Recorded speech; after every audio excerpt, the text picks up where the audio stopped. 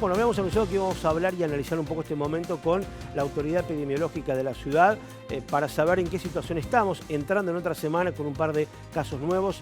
Un gusto saludarlo, Ezequiel Yugular. Buenas noches, ¿cómo le va?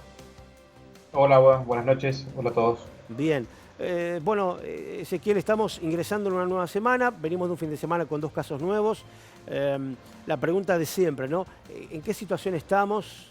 Sabiendo que hay varios casos que ya por ahí no tienen, al menos en este momento, un nexo claro. Seguimos estando en esa transmisión comunitaria. ¿Cuál es el panorama que hoy ven ustedes del área de epidemiología en nuestro ámbito? Nosotros hoy estamos entrando en la semana epidemiológica 28 y son las semanas de mayor, en general, para lo que es en términos anuales, siempre las épocas de mayor cantidad de enfermedades respiratorias. En el contexto actual de pandemia, digamos, lo que nosotros estamos viendo es la complejización que vamos teniendo de poder ir armando las cadenas de contagio o de los conglomerados que teníamos al inicio, digamos, los meses anteriores. Entonces, uno ya empieza a mencionar que hay una cantidad de casos que nosotros vamos a ir como clasificándolas dentro de lo que es transmisión comunitaria. ¿Qué significa eso? Que no hay un nexo claro con un paciente que tenga coronavirus. Entonces ahí, digamos, empieza a complejizarse un poco las acciones de control. Y el otro es, digamos, cuando nosotros hablamos de circulación comunitaria, es cuando ya empezamos a tener un aumento progresivo de casos e inclusive conglomerados que nosotros no tenemos en claro cuál es el origen. Nosotros, digamos, los conglomerados anteriores, tanto los de los hospitales como los del parque eólico, siempre teníamos un nexo general que era a partir de un caso importado. Y bueno, nosotros ahora estamos en una situación casi en punto de inflexión en donde la situación empieza a complejizarse y seguramente, digamos, en las próximas semanas, esta semana y las que sigue, van a ser claves, digamos, para ver si tenemos algún tipo digamos, de cambio en el comportamiento epidemiológico de la enfermedad. Permítame la aclaración porque a veces uno insiste con esto y no lo hace de manera caprichosa, al margen de la explicación correcta. Digo porque la gente piensa, o uno por ahí sin querer alerta a la gente. Lo que queremos es simplemente que nos brinde un panorama para saber dónde está parada Bahía Blanca y a qué atenerse. Y sí decirle a la gente que a medida que esto se complejice, como dice usted, habrá que mantener y extremar aún más los cuidados que nos corresponden como ciudadanos, barbijo, distanciamiento, etcétera, etcétera. Simplemente para dar un fiel reflejo de en qué momento está la ciudad, sin alertar porque es algo natural que en algún momento va a llegar. Sí, sí, a ver, lo que nosotros hemos ido transitando en Bahía son todas las facetas y etapas que tuvo la pandemia en el resto del mundo. Los casos importados, los casos en conglomerados, trabajadores de salud, también conglomerados a partir de ciudades de Argentina con transmisión comunitaria. Y nosotros ya tenemos los primeros casos, bueno, o el primer caso de transmisión comunitaria que decíamos la semana pasada, y tenemos ya los primeros casos que la identificación, digamos, con un nexo se empieza a dificultar. Con lo cual, digamos, el camino es el que ha transitado el mundo con la pandemia, digamos, eso es indiscutible, digamos. Entonces, entender, digamos, que uno, por una cuestión de deseo o de fe, va a tomar un camino distinto a la pandemia, no sería una interpretación adecuada, digamos. Entonces, esto que menciona usted, digamos, el tema de las medidas de prevención y promoción, como el distanciamiento social, el uso del tapaboca, nariz, la higiene de manos, eso hoy más que nunca es clave, digamos, para cortar toda la circulación y la posibilidad de contagio. Seguramente. Por eso cada vez nos acercamos más por ahí a esa situación de circulación que usted mencionaba. Hoy habrá que aferrarse a la fase 4, digo, ¿peligra de alguna manera? Mire, a ver, el tema de nosotros por ahí, la responsabilidad que tenemos desde el Departamento de Epidemiología es mantener una calidad de información adecuado con la cantidad de casos y el tiempo de duplicación y en parte, digamos, el porcentaje de ocupación de camas.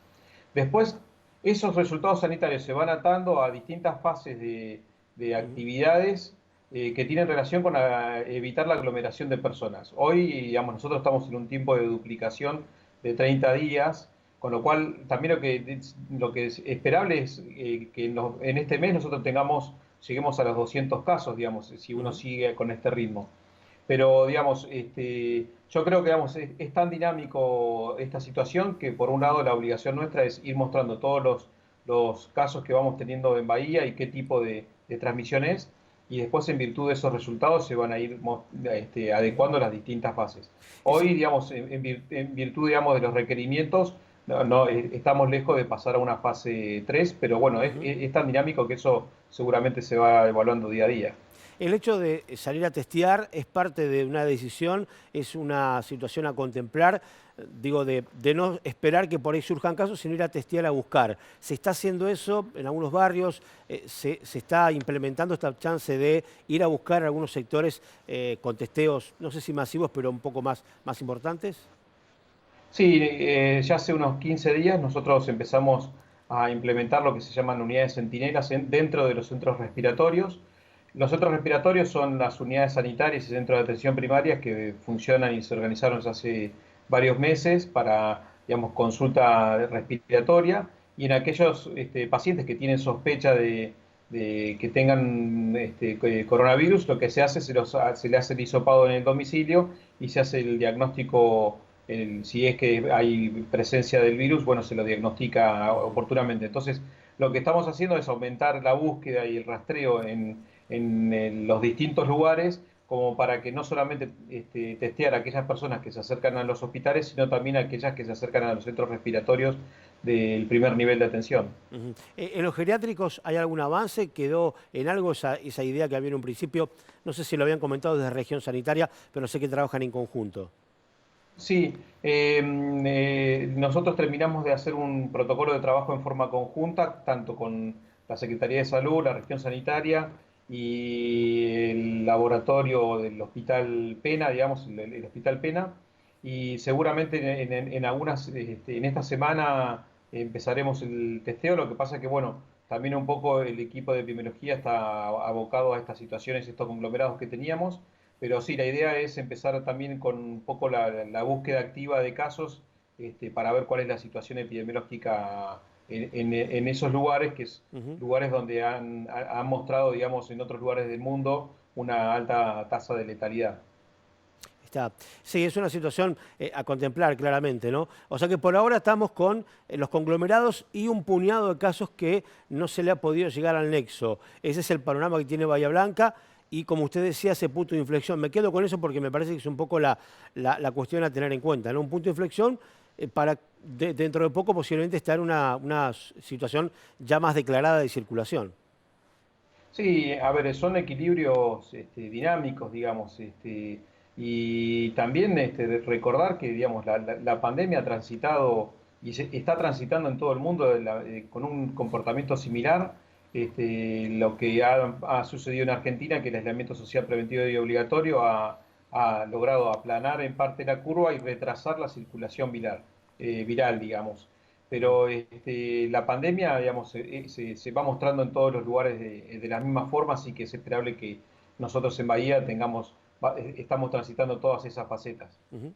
Ezequiel, la decisión de aislarse por parte del gabinete, gran parte del gabinete, en función de los posibles contactos que hayan tenido con nuestro colega, con nuestro compañero, hay, digamos, es una decisión particular, charlada. ¿Cómo se dio esa decisión?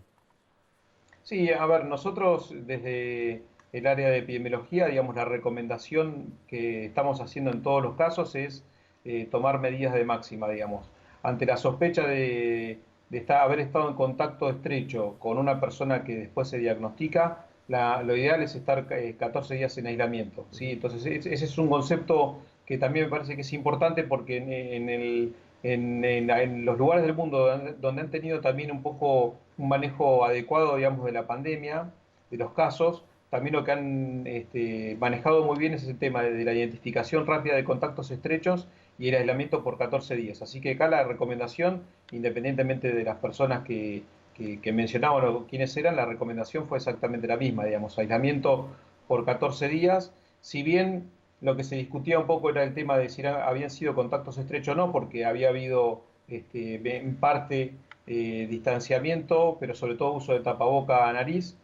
había dudas con respecto a una repetición de contactos. Así que por eso la recomendación fue para todas las personas que estaban en esas conferencias de prensa el tema de los 14 días de aislamiento. Solo aislamiento, no hay ningún hisopado y nadie que se haya sometido a algún análisis.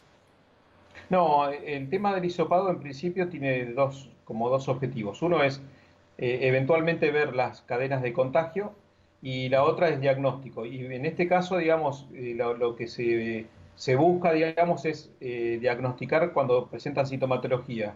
Muchas veces lo que puede pasar es hacerlo rápidamente, tener algún tipo de resultado falso negativo, o falso negativo o no detectable porque el virus todavía no tiene gran concentración. Entonces, la recomendación es que hacérselo si es que presenta sintomatología o por lo menos entre el séptimo y noveno día después de un contacto estrecho con un paciente con COVID. Ha habido inquietud, ¿no?, en general de los medios a partir de esta situación de trabajar en protocolos. Digo porque acá en la empresa de alguna manera estábamos trabajando con un protocolo establecido, pero bueno, esto queda claro que enciende las luces de alarma, de alerta para el resto, ¿no? Que por ahí no sé si estaba tan en sintonía.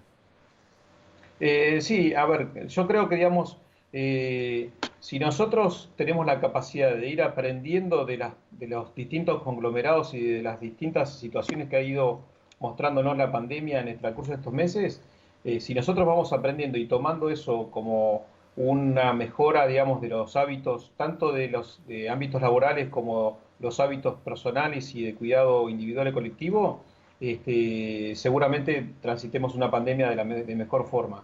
Digo esto porque si bien es real que algunas empresas tenían un protocolo un poco más riguroso o mejor trabajado, la realidad es que esto también debe ser un aprendizaje constante de ir revisando nuestras prácticas y nuestros hábitos. Así que Ujú. sí, un poco la recomendación fue en este caso en particular empezar a revisar los protocolos, digamos, de trabajo de cada uno de los lugares, que obviamente cada actividad tiene sus particularidades. Bien, Ezequiel, la última, algo por ahí había adelantado, pero lo pregunto concretamente, en base a la información también que viene de Nación y provincia. ¿Está más o menos claro cuándo va a ser el pico? Si el que estamos transitando es el pico o puede llegar a haber una situación más grave, más complicada a lo largo de las próximas semanas.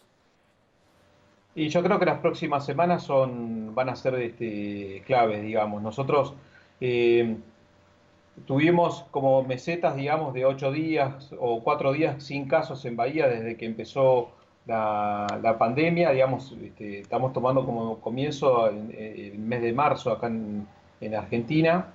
Y nosotros ahora ya llevamos días donde todos los días vamos teniendo una cantidad de casos, ¿sí? Uno, dos, cuatro. Entonces, en realidad nosotros hoy nos encontramos en un lugar, en un punto, por eso digo, de inflexión, donde ya empezamos a transitar aumento de casos sostenidos.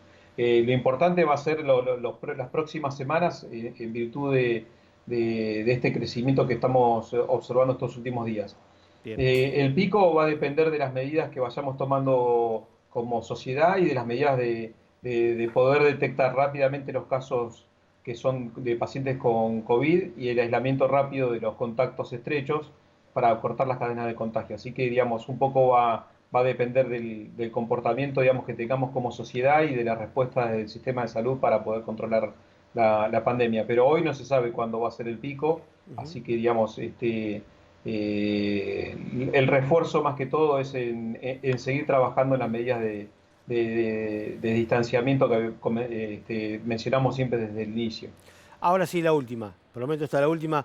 Son 13 los sospechosos, los casos sospechosos que están informados oficialmente. ¿Alguno todavía pertenece a alguno de los conglomerados conocidos? ¿Puede ser que surja algún caso más de esos que ya conocemos? Queda alguno, digamos, el último, por así decirlo, conglomerado, es el de estos digamos, trabajadores del transporte Ajá, que estamos analizando. De los otros conglomerados ya no. no quedan sospechosos, pero bueno, digamos, nosotros en el transcurso de todo el análisis que vamos teniendo, digamos, aquellos pacientes que cumplan con la definición de casos sospechosos que emite el Ministerio de Nación son los que van estudiando o que tienen contacto estrecho con algún paciente con COVID. Así que bueno, digamos, seguramente en las próximas horas vayamos a tener algún resultado, pero bueno, es esperable que nosotros empecemos a tener un aumento de casos y vayamos como perdiendo un poco el hilo, digamos, de dónde vino. Así que bueno, estas semanas por eso Bien. decía que es clave para el manejo de la pandemia. Ezequiel, muchas gracias por su tiempo, muy amable, que tenga buenas noches. Bueno, bueno, gracias a usted. Adiós.